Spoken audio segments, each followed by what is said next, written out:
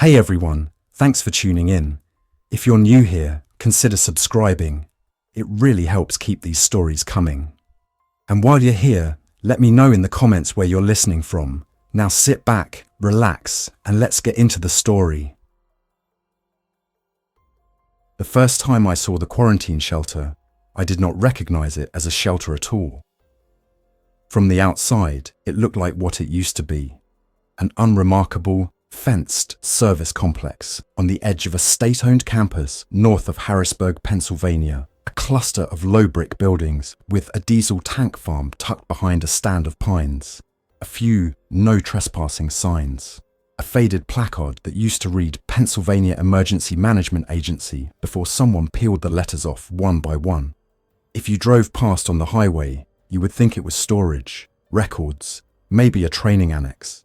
I only knew to stop because of a line in an old continuity binder I'd once helped update, back when continuity meant planning for floods, chemical spills and blizzards, not the end of everything. Alternate site. Quarantine reception and isolation annex. Subsurface. Dedicated outside air. Negative pressure capable. Decontamination corridor. Waste holding.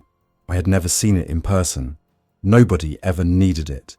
The annex was a contingency for a contingency, built after the last big pandemic scare, paid for in a wave of grant money, inspected twice, and then quietly forgotten because governments forget expensive things when they are not burning down in real time. Now the real time was burning down. My name is Evan McCready. Before the outbreak, I worked as a facilities systems technician for a regional hospital network in southeastern Pennsylvania. One of those people who lived in basements and mechanical rooms, who knew what a building breathed and how it bled power and water.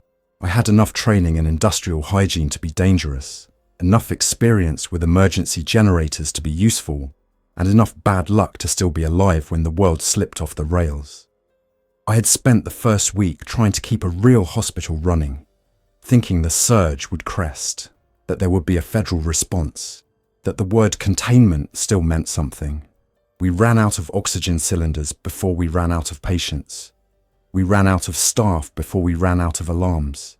We ran out of clean linens, then clean water, then clean hands. When the first security door got knocked off its hinges and the first person with the blank eyes and the uncoordinated, hungry gait wandered into triage, the doctors stopped arguing about diagnoses and started arguing about exits. There was no evacuation order that meant anything. There were rumors. There were texts that came late, then not at all. There were radio calls that sounded like people reading from scripts written for a disaster that did not exist. By the time I left, Philadelphia was a city where sirens never stopped and lights winked out in neighborhoods like someone was pinching candles one by one. I was not proud of how I got out. I was not the hero in a movie. I did not rescue a busload of strangers. I did not make a speech. I used a borrowed maintenance van, a hospital keyring, and the kind of route knowledge you get when you have spent years driving to off-site clinics and data closets. I took Interstate 95 north for 10 minutes, saw what the interchanges were becoming, and bailed onto surface streets. I crossed the Schuylkill River on a bridge that still held. I cut through industrial back roads where the only movement was wind-pushing trash. I kept my eyes forward and my hands tight on the steering wheel because looking too long meant admitting what was happening. I had two goals: get away from the density and find infrastructure, some place built to keep systems running when the grid failed. A quarantine shelter checked both boxes. The drive from the Philly area to the Harrisburg region should have taken a little under 2 hours on a good day. That day was not a good day. I avoided the Pennsylvania Turnpike because everybody else did not. The big highways were clogged with stalled cars, abandoned vehicles, and people walking between them like ants on a dropped sandwich. I stayed on state routes, farm roads, and township streets. I circled around wrecks. I waited in a tree line for a half hour while a line of infected drifted across an intersection, their heads twitching towards sound that was not there. When I finally got near the state campus, it was late afternoon, the sun low and flat. the air cold enough that my breath fogged the windshield. The property looked empty at first glance. No vehicles, no smoke, no lights. The main gate was chained, but the chain was old and the lock had been cut in the past and replaced with another lock that had also been cut. People had been here. People had left. I parked the van in a shadowed corner and listened. The quiet was not peaceful. It was a kind of waiting. In the distance, I heard something metallic clanging, slow and irregular, wind moving a loose sign. Somewhere closer, a crow complained from a bare branch. I put on what protection I had. A half-face respirator I'd taken from a hospital storeroom, 2 sets of nitrile gloves, a heavy jacket, and a headlamp strapped around my forehead. I did not have a weapon the way people imagine weapons. I had a collapsing metal baton from my car's emergency kit and a pry bar, tools. That was how my mind kept things from becoming unreal. The first building I entered was a plain 1-story structure with a broken window and an unlocked door, office furniture, boxes, a smell of old carpet and stale coffee. Somebody had gone through the place for supplies and left the empty cabinets open like mouths. I found a stairwell in the back behind a locked steel door marked Authorized Personnel Only. The lock cylinder was intact, but the door frame had scratch marks where something had pried at it. I tried my keys. One of them turned, and the deadbolt clicked back like it had been waiting years for that exact motion. The stairs went down. The air changed on the first landing. It got cooler and drier, with the faint tang of disinfectant trapped in concrete. My headlamp beam slid over painted cinderblock walls, yellow striping on steps, handrails bolted into the wall. A sign at the bottom, laminated and smudged. Decontamination area, do not enter without proper protective equipment. For a moment I just stood there, listening, letting my eyes adjust, trying to decide if I had walked into a grave. Then I heard it, a low hum, not loud, not the roar of a running generator, more like the steady whisper of a fan, a system that had never fully died. I went down slowly, 1 step at a time, keeping my light low. The stairwell ended at a corridor with an airlock-style doorway, 2 heavy doors with a small space between them. Above the first door was a red light that was off. Above the second was a green light that was on. I pressed my gloved hand to the door. It was cold, solid, the kind of door you do not put in a normal basement. I opened it. The airlock space smelled strongly of bleach. On the left wall was a cabinet labelled Paper Batteries Empty. On the right, hooks for gowns and face shields, mostly bare. Somebody had stripped the obvious gear. The inner door had a glass viewport. I shined my headlamp through it and saw a long corridor beyond, lit by fluorescent fixtures that were not full brightness but were alive. The walls were painted a pale institutional green. There were arrows on the floor directing traffic, clean one way, dirty the other, a hand-washing station, a bulletin board with yellowed memos. I opened the inner door and stepped into a facility that had been built to receive the sick and keep them away from everyone else. If you have never been in a quarantine-capable space, it feels wrong in a way that is hard to describe. Hospitals are busy, loud, full of movement. This place was still, and everything about it was designed to manage invisible danger. There were sealed seams where walls met floors. There were door sweeps and gaskets. There were pressure monitors on the walls with needles that sat just below 0, showing the rooms were being pulled slightly negative compared to the corridor. Negative pressure means air goes into a room but does not leak out. It is how you keep whatever is in there from drifting into the rest of the building. It is also how you know the fans are running and the dampers are not stuck. Those monitors were not dead. I followed the corridor to a mechanical room door and put my ear to it. The hum was stronger there. I opened it carefully. Inside was the heart of the annex. A compact air handling unit the size of a pickup truck, ductwork wrapped in insulation, filter banks, and a control panel with a small screen that still glowed. A laminated schematic was bolted to the wall. I did not need the schematic. I could read the space like a map. Outside air intake duct, pre-filter, high-efficiency particulate air filter bank, supply fan, exhaust fan tied to a separate duct that ran to a stack somewhere above ground, a small ultraviolet germicidal irradiation section, ultraviolet lamps mounted in a reflective chamber, designed to reduce microbes in the airstream. And yet it was. I went deeper and found the electrical room.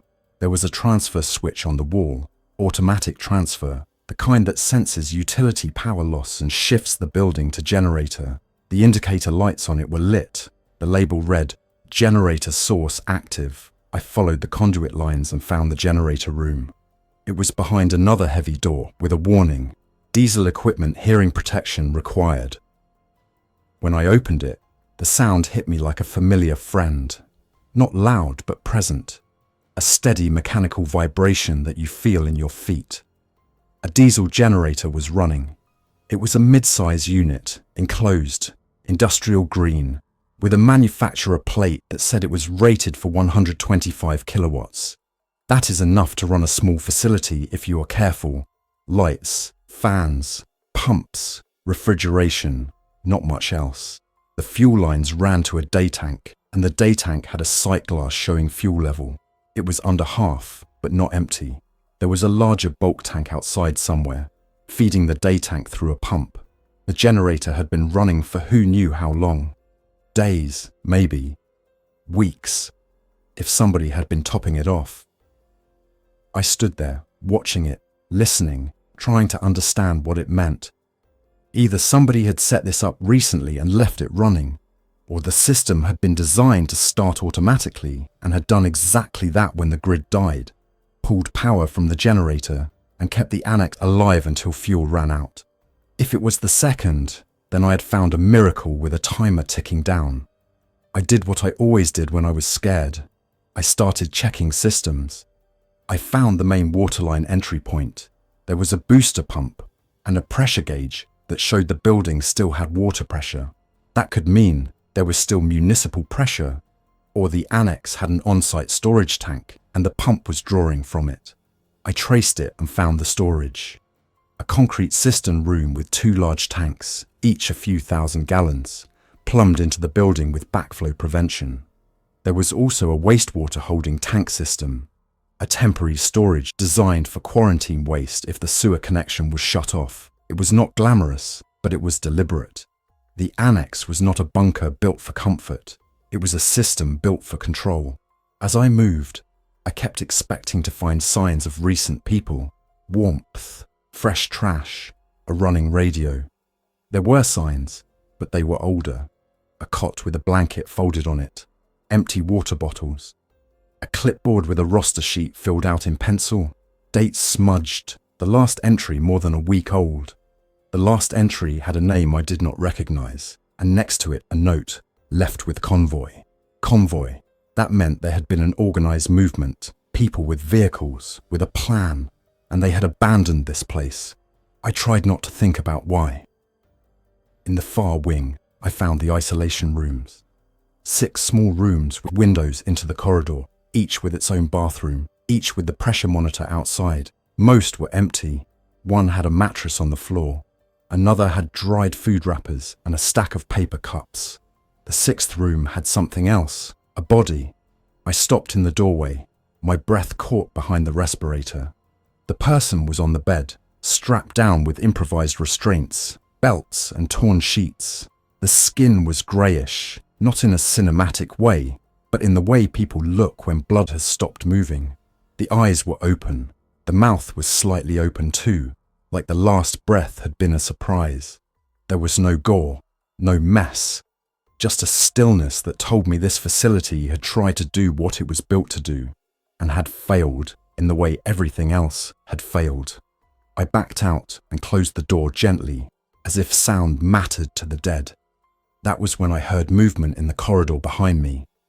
I spun, baton half raised, and my headlamp beam caught a face in the doorway. A woman, late 30s or early 40s, hair pulled back tight. A surgical mask hanging under her chin, like she had forgotten to take it off. Her eyes were wide, but focused, not blank. She held a flashlight in one hand and a compact pistol in the other, pointed down, but ready. "Don't," she said quietly. If you swing that thing, I will put you down. I do not want to, but I will. My heart hammered. I forced my hands open slightly to show I was not going to attack. I'm not infected, I said. I'm not here to take your stuff. I didn't even know anybody was down here. Everybody says that, she replied. Take your light off my face. I angled my headlamp away. The corridor dimmed. The fluorescent lights were still on, but they flickered at the edges like they were tired. She took a step closer, eyes scanning my respirator, my gloves, my jacket. You know what this place is, she said, not a question.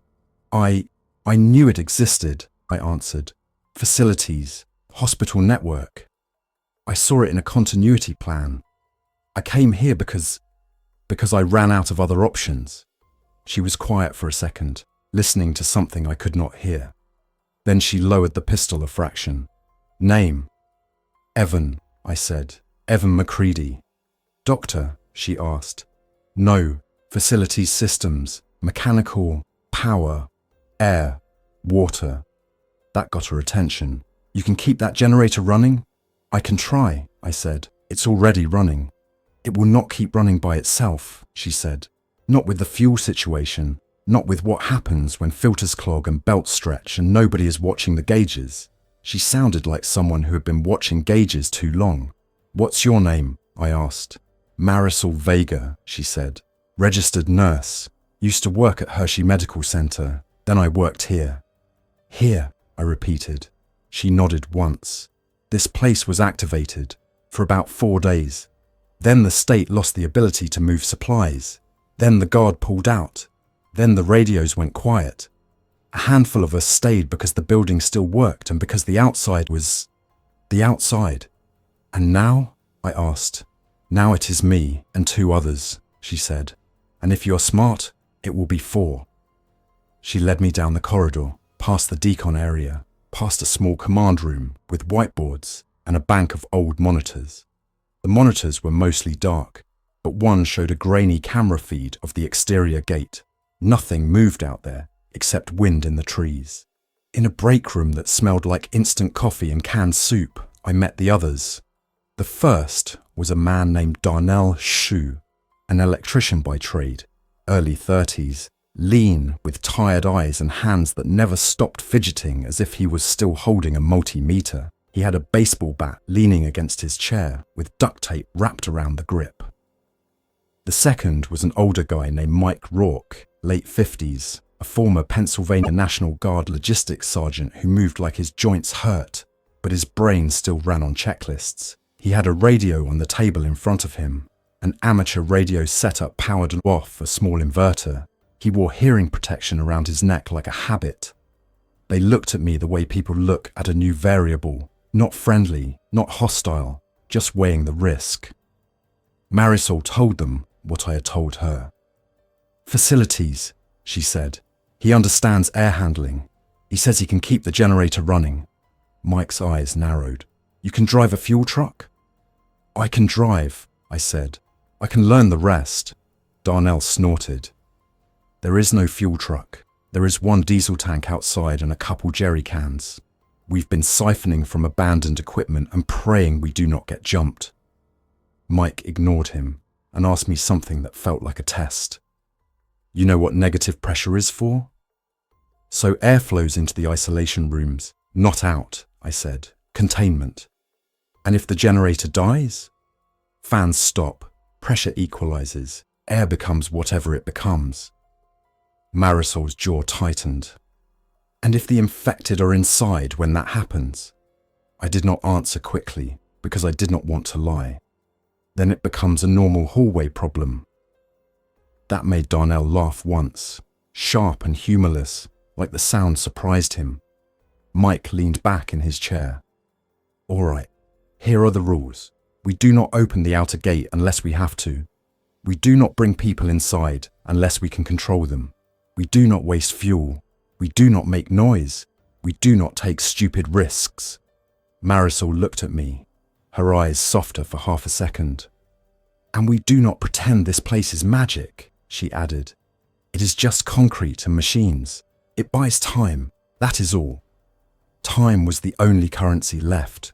That night we gave me a cot in the command room because Mike said he wanted to keep an eye on the new guy.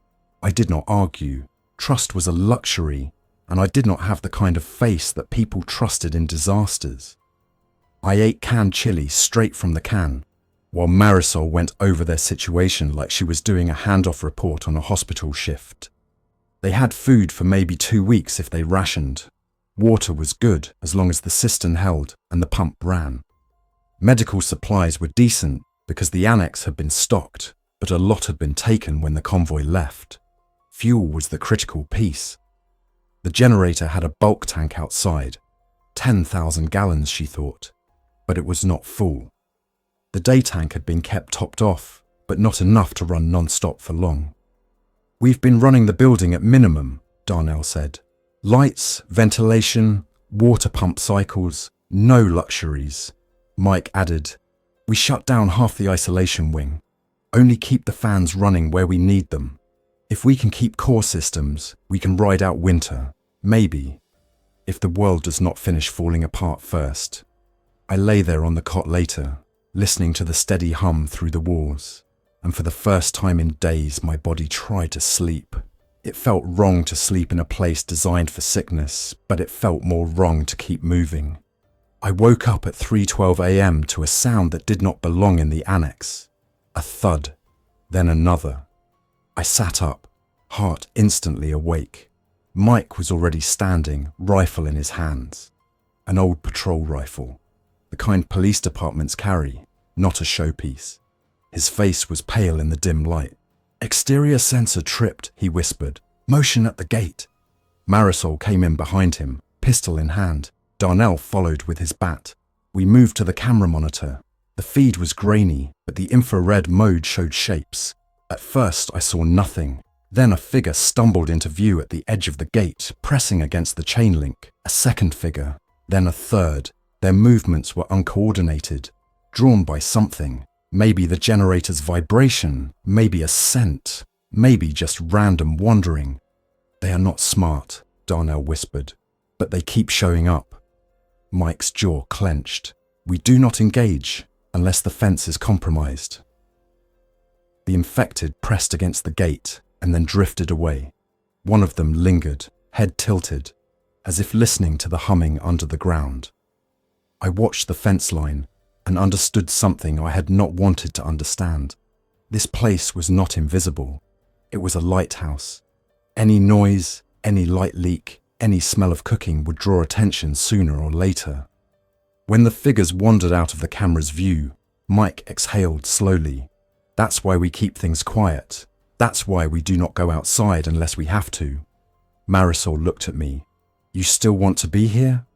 I thought of the highways, the stalled cars, the empty neighborhoods. I thought of the hospital, the alarms screaming into silence. I thought of the still body strapped to the bed in isolation room 6. I want to live, I said. Then you are here, she replied. Welcome to the quarantine zone. Over the next 3 days, I learned the annex like it was a living thing. I mapped the duct runs and dampers. I checked filter differential pressure gauges and found 2 were creeping up, filters loading with dust and whatever else the world was shedding. I inspected fan belts, found one belt that had a frayed edge, and replaced it using a spare that had been stored in a cabinet, like someone had expected an engineer to come along eventually. I found the bulk diesel tank outside by following the piping route through a service tunnel that led to an exterior hatch. The hatch was camouflaged in brush, but it was not invisible if you knew what to look for. On the second morning, Mike took me outside for the first time. We went up through the stairwell and out a rear exit that opened into a narrow service yard enclosed by concrete walls. Mike moved like he had done this too many times. He carried a rifle and kept it close to his shoulder, muzzle down, but ready. Marisol came too, pistol holstered, carrying a bag of tools. The air outside felt brutally open. The sky was a hard grey. The wind cut across the campus, carrying the smell of dead leaves and distant smoke. We moved fast to the tank farm. The bulk tank was there, painted white, with a level gauge on the side, and a locked cap on the fill port. Mike unlocked it with a key he wore around his neck. "State property," he said. "I used to sign for fuel deliveries here. Never thought I would be stealing my own inventory." He checked the level. "A little under a third. At 3,000 gallons, I estimated." "Give or take," Mike said. "At our current load, maybe 3 weeks, 4, if we keep it minimal, less if we mess up." That was the math that would kill us, not the infected, not immediately. The fuel gauge was our countdown clock. We topped off the day tank using the transfer pump, listening for any sound beyond wind. Marisol kept scanning the tree line. Mike kept his back to the wall. On the way back, we heard a distant crack that might have been a gunshot, or a car door slamming, or a branch breaking. In the new world, every sharp sound was the same, a question. We got inside and sealed the doors behind us. My hands trembled a little once the concrete swallowed the outside again. Darnell watched me and said, "First time out?" "First time since I got here," I admitted. He nodded, not unkindly. "You get used to it, not the fear. You get used to doing it anyway." That afternoon, Mike finally got a clear transmission on the radio. It was faint at first, a voice under static, like someone talking from underwater. Mike leaned in, adjusted the tuning carefully, and the voice sharpened. "Repeat, this is Franklin County Emergency Net. If you are receiving, respond with location and status. We are coordinating a safe corridor to Chambersburg. Repeat." Marisol's face changed. The exhaustion in her eyes lifted and became something else. Hope. Cautious and painful. Mike keyed the microphone. His voice was steady, controlled. "Franklin County Net. This is Rourke at the State Quarantine Annex north of Harrisburg. We have 4 survivors. Facility operational on generator power. Fuel limited. Requesting status update and any resupply options. Over." There was a long pause. Static. Then a different voice came in. Older. Tense. "Rourke. Copy. Quarantine Annex. We thought that site went dark. Stand by." Mike glanced at us. Darnell's hands were clenched white around his bat. Marisol held her breath like she was waiting for a diagnosis. The radio crackled again. "Rourke, there is a small group in Chambersburg with supplies. Not official. We are patching things together. No guarantee. Corridors are not safe. Repeat, corridors are not safe. But if you can get a vehicle to the old PennDOT maintenance yard on Route 30 by 10 a.m. tomorrow, we can stage fuel cans and food. You will have to pick up and go. No contact. Too risky. Over." My stomach tightened. A supply drop. A chance. Also a trap, if you were unlucky. Mike's voice stayed calm. "Copy. We will consider. Request clarification. Any known infected concentrations along Route 30? Over." The answer came back, and it was not reassuring. "They are everywhere. Biggest clusters near the towns. Avoid intersections. Avoid noise. And Rourke, watch for people. Some are not sick, but they are desperate. Over." Mike ended the call and sat back. For a moment, nobody spoke. The hum of the building filled the space, steady as a heartbeat.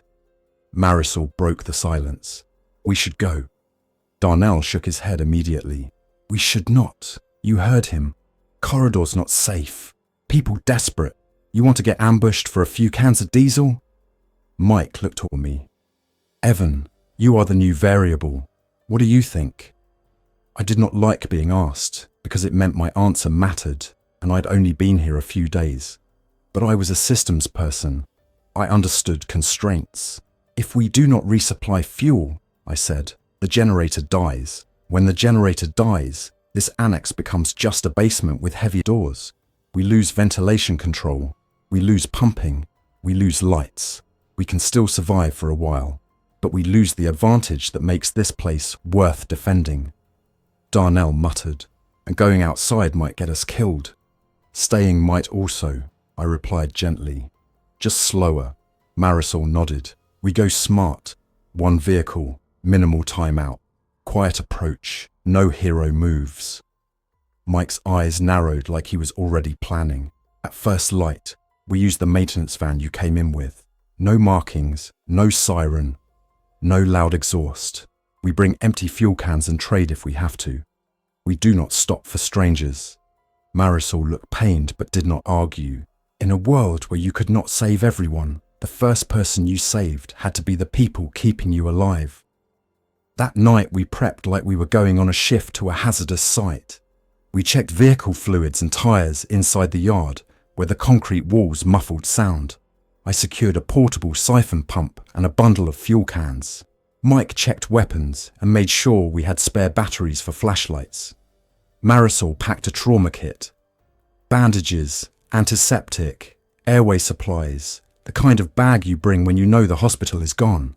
Darnell stayed behind. He was not a coward. He said it flatly. Somebody has to keep the building running. Somebody has to watch the cameras. Somebody has to be here when you come back, or you come back to an empty annex. Mike accepted it. You hold the fort. If we do not return by 2 p.m., you lock down and do not open for anyone. Darnell's mouth tightened. Understood. We left at 6:40 a.m. The sky barely light, the world washed in cold grey. Driving after days underground felt like stepping onto a stage where the audience wanted you dead. The roads were mostly clear in rural stretches, but every mile had evidence of panic. A sedan in a ditch, a pickup with its driver's door hanging open, a pile of suitcases spilled beside an overturned minivan. We did not stop. We did not look too long. Mike navigated with an old paper map because he did not trust phones anymore. The cell networks were inconsistent, and maps on screens meant nothing if the satellites or the towers failed. The paper map was stained and creased, but it did not need a signal. We approached the PennDOT yard from the back, avoiding the main gate. The yard was a real place I recognized from maintenance work. Rows of salt trucks, plows, storage sheds. It looked abandoned now, but not empty. Mike slowed the van and parked behind a concrete barrier. We killed the engine and listened. No infected sounds, no shouting, just wind rattling a chain-link fence. We moved on foot, carrying empty fuel cans. Marisol stayed close behind me. Mike went first, rifle up, scanning. Near the center of the yard, we saw them. 5-gallon diesel cans lined up in a row beside a pallet of boxed food, wrapped loosely in plastic. A piece of cardboard leaned against it with block letters. Take and go. Do not stay. It felt like a gift left on a doorstep in a world that no longer believed in gifts. We worked fast, loading cans into the van. I counted 12 cans, 60 gallons total if they were full. Not enough to change our long-term math, but enough to breathe. Then I heard it, a low moan, distant but moving closer. Mike froze, head turning. From the far end of the yard, between 2 parked salt trucks, figures emerged. Not a massive crowd. 6, maybe 8. Their movements were wrong, loose-jointed, drawn by the sound we had made loading fuel. They were not sprinting. They did not need to. They just kept coming. Go, Mike hissed. We grabbed the last box, slammed the van doors, and climbed in. Mike started the engine. The infected broke into a faster shuffle, arms reaching for nothing. Their mouths opened, the moans grew louder. Mike backed up hard, tires crunching gravel. The van's engine noise echoed off metal and concrete, and for a moment I imagined it calling every infected within a mile. We made it out the back access road, bounced over a curb, and hit the main road without stopping. Mike drove like he was threading a needle, keeping the speed up, but not so high we would crash into the debris that appeared without warning. Marisol kept looking behind us. They are not following, she said after a minute, voice tight. No, Mike replied, but someone else might have heard us. We got back to the annex by 11:20 a.m. Darnell opened the door, only after verifying our faces on camera and using a coded knock Mike had taught him. When we sealed the airlock behind us, it felt like we were diving underwater. Darnell looked at the fuel cans like they were gold. That's it? That's what they staged, Mike said. It is something. Marisol put a hand on Darnell's shoulder. We have food too, and we proved the corridor is possible. Darnell's eyes stayed wary. We proved we can make noise and not die instantly. I went straight to the generator room and started transferring the new fuel to the day tank.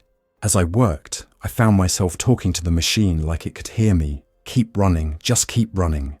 That afternoon, as if the world wanted to punish us for optimism, the annex alarmed.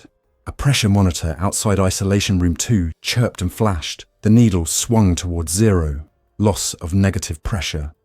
I hurried down the hall with my tool bag, Marisol right behind me. "Door open?" she asked. "No," I said, checking the door seal. It was closed. The latch was tight. The monitor had a small tube connection to the room that sensed differential pressure. If the fan or damper failed, pressure would equalize. I went to the mechanical room and checked the control panel. Supply fan normal, exhaust fan running, but the exhaust damper actuator for Wing 2 showed fault, stuck. A stuck damper meant the exhaust could not pull air from that wing, and without exhaust, the room would stop being negative. Marisol's voice was low. "Is anyone in there?" "We've kept those rooms empty," Mike said from behind us. He had arrived quietly, rifle slung. "Empty.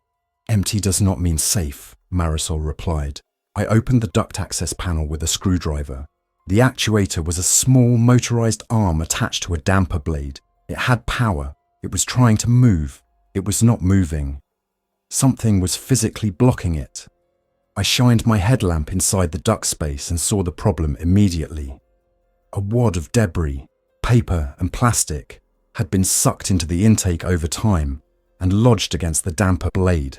It was not a complex failure. It was a maintenance failure. The kind of thing that in the old world would have gotten a work order and a shrug. In the new world, it could get you killed. I used a grabber tool to pull the debris free. The damper blade snapped shut, then open as the actuator regained motion. The pressure monitor needle drifted back below 0 and stabilized. Marisol exhaled. "So that's how it ends," she said quietly. "Not with a dramatic breach, with trash." Mike stared at the monitor. "That is why we keep people who know buildings alive," he said, and there was something like gratitude in his voice. That evening, we held a meeting in the break room. Mike laid out a plan on a whiteboard: fuel rationing, generator load management, filter schedule, exterior watch rotations. Darnell suggested wiring a quieter exhaust muffler extension for the generator stack if we could find materials. I suggested shutting off non-critical lighting circuits and moving to task lighting, headlamps and low-watt fixtures to reduce load. Marisol focused on the human systems, hygiene routine, safe food prep, waste management. "If we get sick," she said, "we do not have a hospital. We become our own outbreak. When you live in a quarantine annex, you become obsessed with invisible threats that are not the infected. You start washing hands like a ritual. You start separating clean and dirty zones like religion. You start hearing contamination in every cough." 2 days later, we heard someone outside the gate. Not infected, human. The cameras showed a man standing at the chain link, hands raised, a backpack at his feet. He was thin, wearing a winter coat too large for him, hair matted. He looked directly into the camera like he knew where it was. He held up a piece of cardboard with words scrawled on it. "I have medicine. I need shelter." Darnell whispered, "No." Marisol's face tightened. "We cannot just leave him." Mike's expression was hard. "We cannot open for one person. One person becomes 2. 2 becomes 10. And then we cannot control the space." The man at the gate sat down slowly, like his legs could not hold him. He did not pound on the fence. He did not scream. He just waited. I watched him on the monitor and felt something twist in my chest. "Is there any way to take his medicine without bringing him in?" I asked. Mike looked at me like I had suggested a miracle.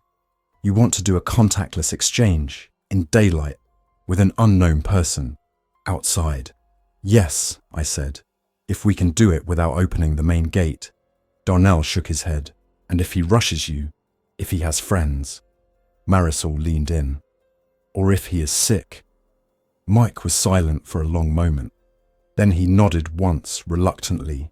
"We can try a protocol," he said. A real one, like this place was made for. That was the first time I realized we were not just surviving in the annex, we were becoming what it was meant to be, a controlled interface between the sick world and the clean world. We wrote the protocol on the whiteboard like we were drafting policy. One person goes out, two cover from inside. The outer yard door opens, not the main gate. The visitor stays at the fence line. Items are placed in a neutral zone. The visitor backs away. We retrieve items, disinfect exterior surfaces, and bring them into the decon corridor. No physical contact, no exceptions. Mike volunteered to go out. Marisol insisted she should, because she knew medical risk. Mike refused. I am the one with the training to handle unknowns, he said. You are more valuable inside. Marisol did not like that, but she did not argue more than once. Value had become a cruel math. We suited up as best we could. Mike wore a respirator and gloves and a thick jacket. He carried his rifle slung, but his hands were open. Darnell and I watched the cameras and the corridor. Mike stepped into the yard and called out, voice calm. You at the gate, do not move. Do you understand me? The man nodded quickly. Mike pointed to the neutral zone, a painted square on the pavement we chose near the fence. Put the medicine in the square, then step back 10 yards. The man did it. He placed a small bag in the square and backed away, hands up again. Mike approached, moved carefully, and picked up the bag with 2 fingers like it was a live wire. He sprayed it with disinfectant from a pump bottle he carried, soaked it, then carried it back toward the yard door. The man called out, voice hoarse, please, I'm not sick. I just need somewhere to sit. I can work. I have antibiotics. I have insulin. My wife. Mike cut him off gently but firmly. I cannot let you in. I am sorry. The man's shoulders slumped. Then what do I do? Mike paused. He looked toward the camera, and I could see the conflict even through the grainy feed. He set down a box near the fence, 2 cans of food and a bottle of water. He backed away and said, take those and go. Do not stay here. The man stared at the food like he could not believe it was real. Then he grabbed it, hesitated, and finally walked away down the road, head down. We sealed the door behind Mike and ran the bag through the decon routine. Spray, wait, wipe, glove change. Marisol opened it inside a clean area and inventoried the contents. It was real. Antibiotics in blister packs, a couple vials of insulin in a small cooler pouch, and a handwritten note listing dosages and expiration dates. Marisol's voice broke slightly when she said, this could save someone. Darnell asked the question none of us wanted to answer, but we did not save him. Mike sat down heavily. We cannot save everyone, he said again, but it sounded less like a rule and more like a wound. That night, the infected came in greater numbers. Not a horde in the movie sense, a slow accumulation, one at a time, drawn by whatever faint signal our existence gave off. The cameras showed them at the fence, at the gate, drifting, bumping, lingering. Sometimes they wandered away. Sometimes they stayed until dawn. By morning, there were 15 visible around the perimeter. Mike watched them and said, they are learning this is a place. They do not learn like people learn, but they learn like animals learn where food might be. Marisol whispered, then eventually they will push hard enough. The fence would not hold forever if enough weight leaned on it. Even chain link has limits. We needed to reduce our signature. Quieter generator operation. No exterior light leaks. No cooking smells vented outside. And we needed a longer-term fuel plan. Mike's radio contacts were intermittent, but one message came through clear enough to change our strategy. A voice from the net said, there is a fuel depot at the former municipal bus yard in Carlisle. Diesel storage might be untouched, but there are infected concentrations near the highway ramps. Carlisle was not far in miles, but in risk it was an ocean. We spent a whole day planning the run, because planning was what you did when you could not afford mistakes. We chose midday for visibility. We chose a route that avoided interstate ramps. We chose to take the maintenance van and a small utility trailer we found on the property. We packed siphon equipment and fuel cans and a portable transfer pump with spare hoses. We also had to accept a new reality. We might have to confront other survivors. Mike made it clear. We do not start fights. We avoid contact. But if someone tries to take our fuel, they are taking our life. I did not like the bluntness, but it was true. The morning of the run, I walked the generator room one more time, checking oil level, coolant temperature, and vibration like I was a mechanic on a flight line. I did not trust luck anymore. I trusted checks. Marisol stopped me in the corridor, eyes tired. "If you do not come back," she said, "I need you to tell me now where you keep the filter spares and what breakers matter." I stared at her, realizing how quickly we had become dependent on each other. "You're going to scare me into being careful," I said. "Good," she replied. "Be careful." We left at 11:05 a.m. Carlisle looked like a town that had been paused mid-motion. Cars abandoned at odd angles, storefronts dark, a flag still flying outside a municipal building like it had not gotten the memo. The bus yard was real. I recognized the layout from previous work trips, a lot with maintenance bays and a fueling island, a diesel tank behind a fence. It was not untouched. 2 people were already there, siphoning. They looked up when we rolled in, and everything in the air tightened like a wire. A man and a woman, both armed, not military, not police, just people who had found guns and decided that was the new law. The man raised his weapon halfway, not aiming directly, but making a point. The woman stayed by the fuel cans, eyes sharp. Mike stopped the van at a distance and stepped out slowly, hands visible. "We're not here to take what you have," Mike called. "We need diesel. We can trade." The man's voice came back rough. "Trade what?" Mike glanced at Marisol, then at me. We had food. We had medicine. We had something more valuable, a functioning shelter. "We have antibiotics," Mike said. "We have clean water. We have a secure place to sleep if you can follow rules." The woman's eyes flickered at the word secure. The man's grip tightened. "Where?" he demanded. Mike did not answer. "We can trade supplies here," he said, "or we can all waste time and make noise until the infected show up." As if summoned by the word noise, a distant moan drifted on the wind. The woman looked toward the street. "They already are," she said. We could see them then, figures turning the corner a block away, drawn by the generator hum of a bus yard that had been silent for days, and by the sound of voices. The man swore softly, a word that would not help YouTube and would not help us. And then he made a decision. "Fine," he said. 2 cans each. You leave. No shelter." Mike nodded. 2 cans each, he agreed, because any fuel was better than none. We moved fast. Darnell was not there to watch cameras. There was no safety net, just speed and discipline. We filled our cans at the diesel tank using their pump nozzle. The smell of diesel clung to gloves and clothes. It was a smell that meant survival now, not transportation. The infected got closer, not sprinting, not dramatic, just inevitable. When our cans were full, Mike said, "Go." And we went, hauling the weight into the trailer, slamming the van doors, and pulling out as the first infected reached the yard entrance. The man and woman were scrambling too, grabbing their own cans, cursing at the world. We did not look back long enough to see if they made it. On the drive home, Marisol said quietly, "We just traded for time." "That's all anyone can trade for now," Mike replied. We returned to the annex by 2:10 p.m. Darnell opened for us after tense minutes watching us on camera. When the doors sealed behind us and the airlock hissed softly as pressure equalized, I felt my knees go weak with relief. We had more diesel, enough to extend our timeline, enough to keep the annex alive another week or 2 if we stayed disciplined. But we had also confirmed something worse. Other survivors existed, and they were not organized, not coordinated, not trusting. They were armed and hungry and afraid. They were us, if we had not found concrete and machines.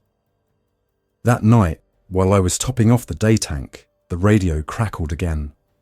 It was Franklin County Net, but the voice was different, urgent. Any station, be advised. There was an incident at a shelter near Shippensburg. Unknown group forced entry. Multiple casualties. Repeat, unknown group forced entry. If you are operating a fixed location, increase security and reduce transmissions. Over. Mike's face went hard. He looked at the thick doors around us and then at the camera monitors showing the fence line. We're not the only ones with maps, he said. Marisol's eyes met mine. And if someone learns what this place is, she whispered, they will come. The quarantine annex had been built to keep sickness out. It had not been built to keep desperate people out. We spent the next day making it harder. We reinforced interior choke points with heavy tables and lockable doors. We created fallback positions.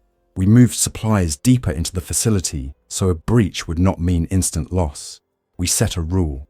No radio transmissions longer than necessary. No lights near exterior vents. Cooking only during times when wind direction would carry odor away from the main road. It felt like paranoia, but paranoia is just realism when the world is dangerous. On the 5th night after I arrived, the exterior cameras showed headlights.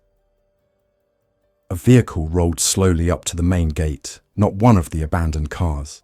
This one moved with intention. It stopped at the fence. 2 figures got out. They did not stumble like infected. They walked steady.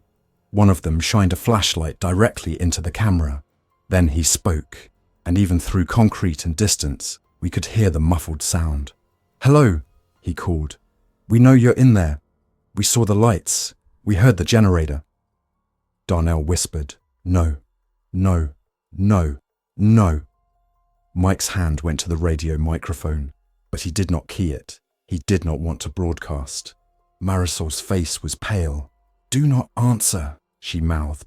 The man outside kept talking, voice carrying. "We have kids. We have supplies. We just need a safe place. Open the gate." There was a second voice then, a woman, crying, "Please." It was the worst kind of trap, because it might not be a trap at all.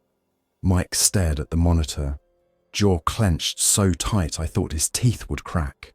Marisol whispered, "If they have kids." "If they have kids," Mike replied, voice low. "Then they should have stayed quiet." The figures outside waited. Then the man did something that made my stomach drop. He walked to the fence and held up a hand-painted sign. "Quarantine Annex. We know what this is. Let us in, or we will take it." My throat went dry.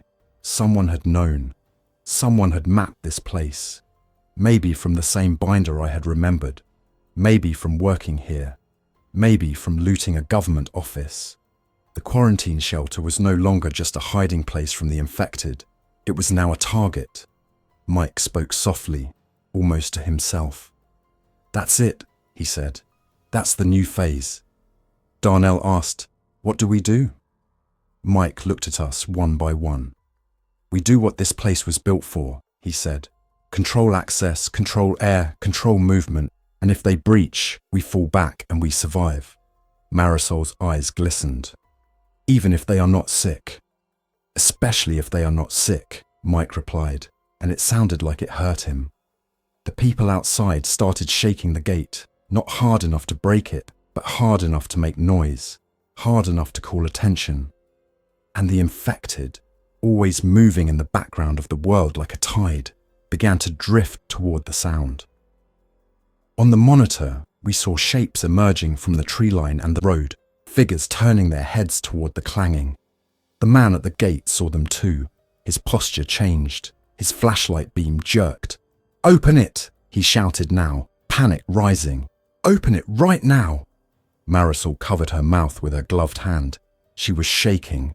Mike's voice was steady, but there was no warmth in it. "No," he said, to the monitor, to the world. The infected reached the fence line within minutes, drawn by the noise and the presence of living people. They pressed against the chain link, grabbing, moaning. The 2 strangers backed up. Trapped between the gate and the growing cluster, The man fired a shot into the air. The sound cracked through the night like a whip. I flinched. Mike swore under his breath. Darnell's eyes went wide. The gunshot did what gunshots always did now. It announced life. More infected appeared, drawn from wherever they had been drifting. The cluster thickened. The two strangers tried to climb the fence, but the infected hands reached through the chain link, catching at clothes, pulling. Marisol whispered, "Oh no." We watched as the strangers ran back to their vehicle, shoved each other into it, and tried to drive away. The vehicle lurched, tires spinning. An infected body slammed into the side. Another stumbled into the path. The vehicle jerked forward, then stalled. The headlights stayed on, shining into the dark, illuminating a scene none of us could help without ending ourselves. Mike turned away first. "Turn off the monitor," he ordered. Darnell hesitated, then obeyed, and the screen went black. The annex fell into a silence that felt like shame.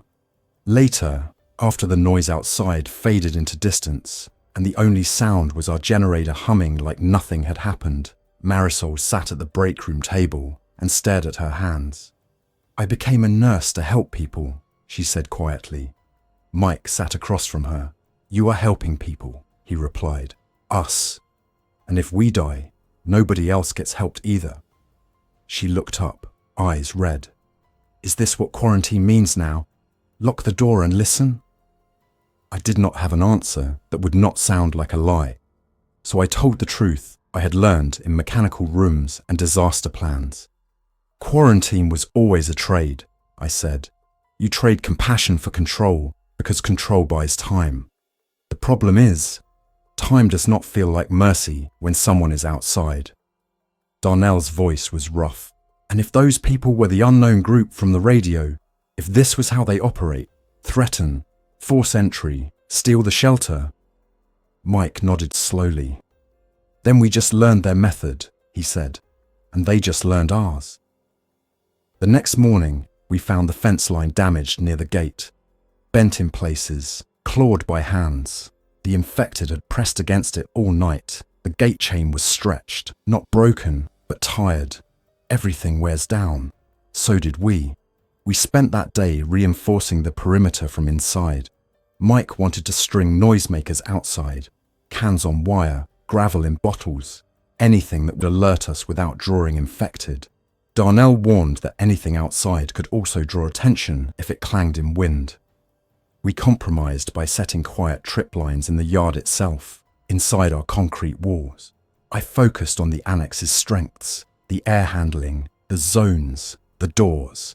If someone breached the outer level, we could still seal the subsurface. If they got into the subsurface, we could still seal wings.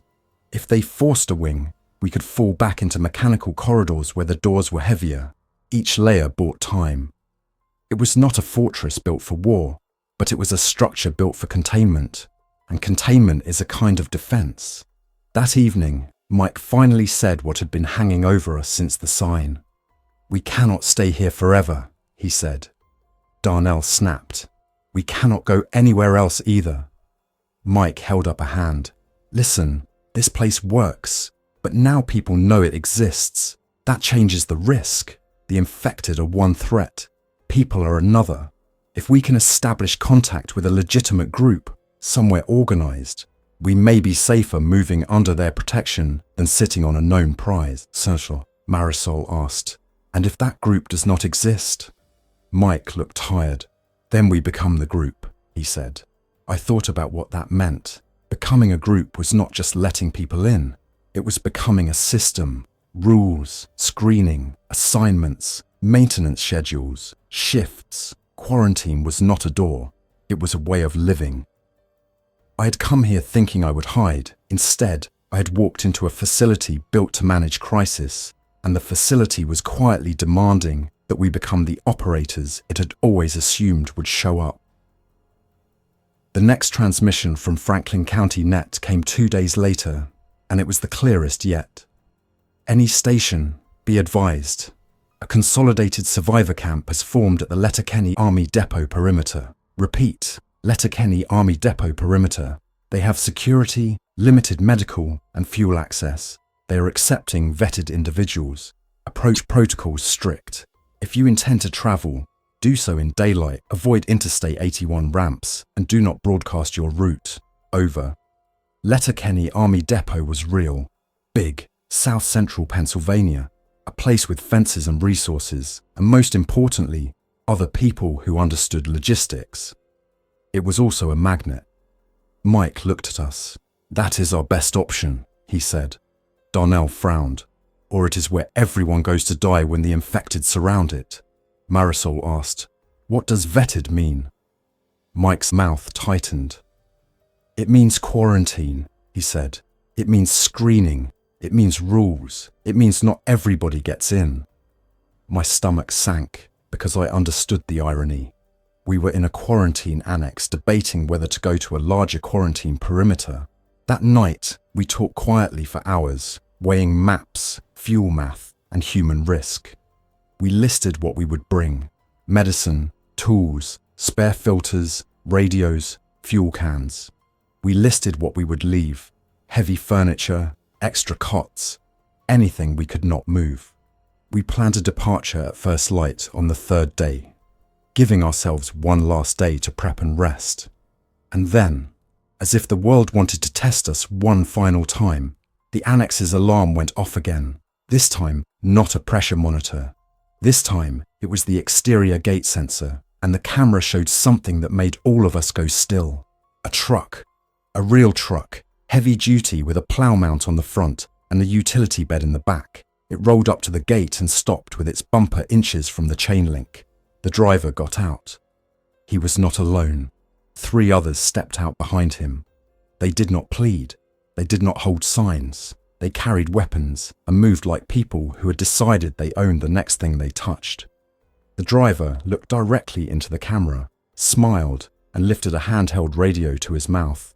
The radio on Mike's table crackled, and a voice came through, close and clear, not from the county net, but from someone scanning frequencies. "We can do this easy," the voice said. "Or we can do it loud. Open the gate." Mike's face went grey. "They found our frequency." Marisol's hands trembled. "How?" Darnell whispered, "It does not matter." I felt the annex hum under my feet, the generator's steady heartbeat, and suddenly it did not feel like safety. It felt like a drum announcing where we were. Mike picked up his microphone but did not transmit. He looked at me instead. "Evan," he said quietly, "can you shut the generator down and restart it without frying the transfer switch? Can you do it fast?" My mind ran through the sequence automatically. Load shedding, cool down, transfer timing, avoiding voltage spikes. "Yes," I said, "if we have to." Mike nodded once. "Then here is what we do," he said. "We go dark. We let them think it is empty. We fall back into the subsurface and seal. If they break in, they're breaking into a maze of locked doors and silent corridors." Marisol's voice was thin. "And if they start fires?" Mike's eyes were hard. "Then we leave through the service tunnel," he said, "and we go to Letterkenny." Darnell swallowed. "Tonight?" Mike nodded. "Tonight," he said. "We are done being a prize." I walked to the generator room with my tools and my heart pounding because shutting down that machine felt like turning off the last heartbeat of the old world. I began shedding loads first. Non-essential breakers off, lights down, ventilation reduced to minimum so pressure did not suddenly swing and make noise in the ducts. I gave the generator a cool-down period, watching the temperature gauge, listening to the engine note. Above us, on the camera feed, the armed group at the gate waited. One of them walked along the fence line, shining a flashlight into windows, trying to see light leaks. Mike and Marisol stood at the control point, ready to seal doors and move supplies. Darnell hovered near the electrical panel, eyes wide but hands steady. I took a breath, then shut the generator down. The hum stopped. For a moment, the annex was so quiet it felt like my ears were ringing. The fluorescent lights flickered and went out. Emergency battery lights stayed on in dim red. The pressure monitors went dark. The air stopped moving. The quarantine annex, this engineered refuge, became just concrete and darkness. On the camera monitor, still powered by a small battery-backed system. We saw the armed men at the gate react. They looked at each other, confused. One of them laughed and made a gesture like, "See? Empty." The driver spoke into his handheld radio again. No response. "Place is cold. We're going in." Mike's voice was barely more than a whisper. "Seal subsurface," he said. We moved. We carried what we could in minutes: medicine, radios, maps, fuel cans, tools. We left furniture. We left extra food. We left anything that made us slow. We retreated down the stairwell, through the airlock and into the subsurface corridors. Mike closed the heavy doors behind us and dogged them shut. The locks clicked like final decisions. We gathered in the service tunnel near the exterior hatch that led to the brush. It was our back door, our escape route. Above us, faint through concrete, we heard the first metallic impact as the group began working on the outer gate. Mike looked at each of us in the dim red emergency light. "We leave now," he said. "Quiet, no lights outside. We move to the van. We hook the trailer. We go." Marisol swallowed hard. "We built a life here," she whispered. "We built time," Mike corrected. "Now we spend it." We climbed out through the hatch into cold night air, the world vast and dangerous. The campus lay dark. Somewhere near the main gate, men worked with tools, confident. They did not know we were already gone. We moved low through brush to the maintenance van.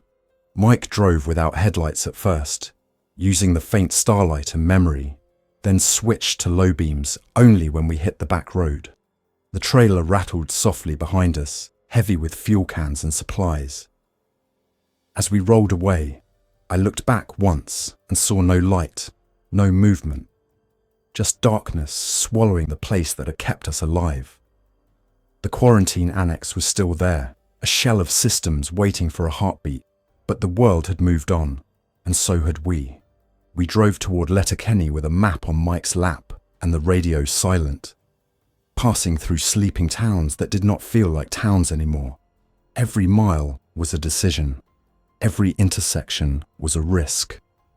And somewhere behind us, in a place designed to contain sickness, a different kind of sickness was already moving in. People who believed survival meant ownership. I did not know what Letterkenny would be. Salvation, a new set of rules, another fence line waiting to fail. But I knew one thing with the clarity of someone who has watched systems break and still tried to keep them running. Quarantine was not a place. It was a practice. And if we forgot that, if we ever treated safety like a wall instead of a routine, the outbreak would not need to break in. We would invite it, one mistake at a time. Thanks for listening. If you enjoyed this story, don't forget to like and subscribe. Your support keeps these creepypastas coming. Until next time, stay alert, stay safe, and never ignore the feeling that something is watching.